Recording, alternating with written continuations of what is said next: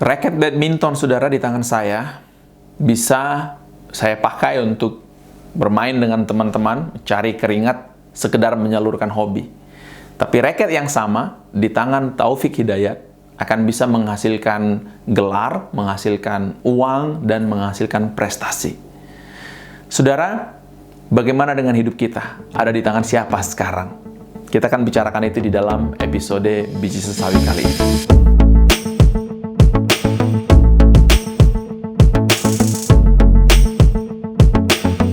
Salam sejahtera, saudara. Senang bisa menyapa Anda lagi melalui episode Biji Sesawi kali ini. Dan kita mau bicarakan tentang di tangan siapa.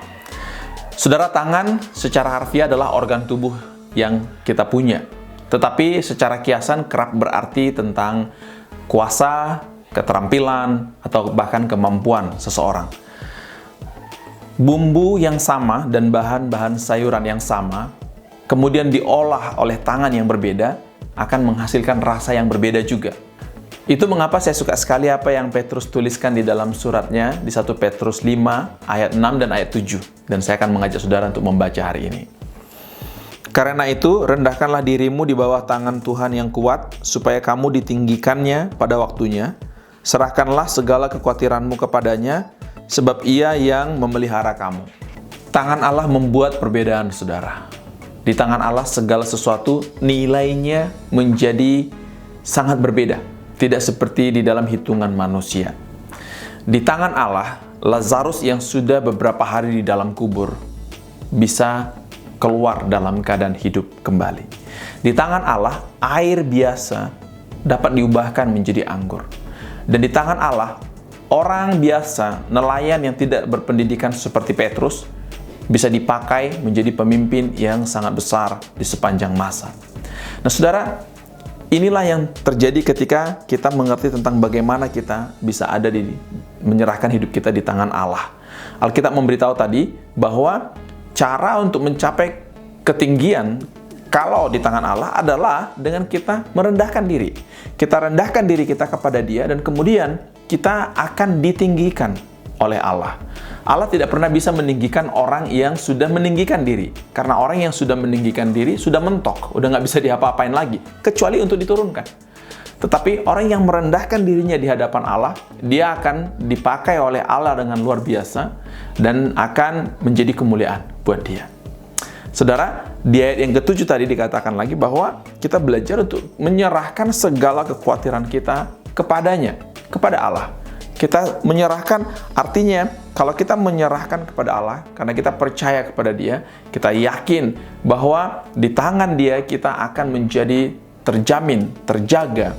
Dan karena itu, kita dengan segala kerelaan hati memberikan hidup kita, memberikan segala yang kita punya, baik impian kita, pengharapan kita, baik rasa duka atau kekhawatiran, kecemasan kita, atau proyek yang sedang kita kerjakan, masalah yang sedang kita hadapi, semua kita serahkan kepada Allah. Kita merendahkan diri di bawah tangannya yang powerful itu. Maka kita akan mendapatkan semua hal yang indah sebagai upah daripada keberserahan itu. Ada 3 hal yang saya pengen bagikan pada saudara hari ini tentang berserah. Pertama, saudara, kalau kita berserah, berarti kita sudah tidak punya lagi. Kalau saya memegang sesuatu di tangan saya, katakanlah saya memegang smartphone saya ini, dan saya serahkan kepada seseorang. Kalau saya sudah serahkan, berarti sudah tidak ada di tangan saya lagi. Tetapi mengapa sering kita mengaku dan berdoa, Bapa, Tuhan, aku menyerahkan kekhawatiranku kepadamu. Namun kita masih khawatir. Yang terjadi berarti kita belum sepenuhnya serahkan. Saya menyerahkan smartphone saya, kata saya, tapi ternyata masih ada di tangan saya. Berarti saya belum menyerahkan sepenuhnya. Kalau kita sudah menyerahkan kepada Allah, berarti kita sudah percayakan semua kepada Dia, maka Dia akan leluasa untuk melakukan apa saja yang terbaik di dalam pandangannya untuk apa yang sedang kita hadapi. Yang kedua, saudara, berserah tidak sama dengan menyerah. Kalau kita berserah kepada Allah, bukan berarti kita sudah tidak mau berbuat apa-apa lagi. Selalu kita ingat bahwa ada God's factor, ada man's factor. Dan bagian kita, faktor kita adalah faktor kita. Kita terus akan melakukan dan memperjuangkan semua yang kita bisa lakukan, semua yang kita bisa perjuangkan. Jadi sekali lagi, berserah itu bukan sesuatu yang sifatnya pasif, tetapi itu adalah aktif, bahkan proaktif. Kita akan terus berjuang dan melakukan apa yang kita masih bisa lakukan dan kita bisa perjuangkan. Dan yang ketiga, saudara, berserah itu adalah puncak dari segala usaha dan kerja keras kita. Berserah itu kalau mau diibaratkan adalah seperti atap dari rumah yang melindungi orang yang ada di dalamnya. Berserah itu membuat kita tetap terjaga kewarasannya, tidak menjadi frustasi dan tidak menjadi stres atau kehilangan kesadaran atau kewarasan. Tidak akan terjadi seperti itu karena kita tahu bahwa Allah yang punya kuasa di atas semuanya. Kita melakukan bagian kita berusaha terus, tetapi kita menyerahkan semuanya kepada Allah karena kita percaya kepada Dia.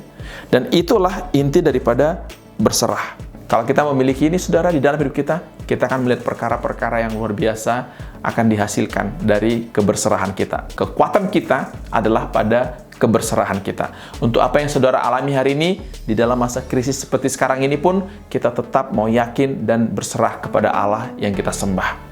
Saudara, tetap semangat dan sampai bertemu di dalam episode Biji Sawi selanjutnya.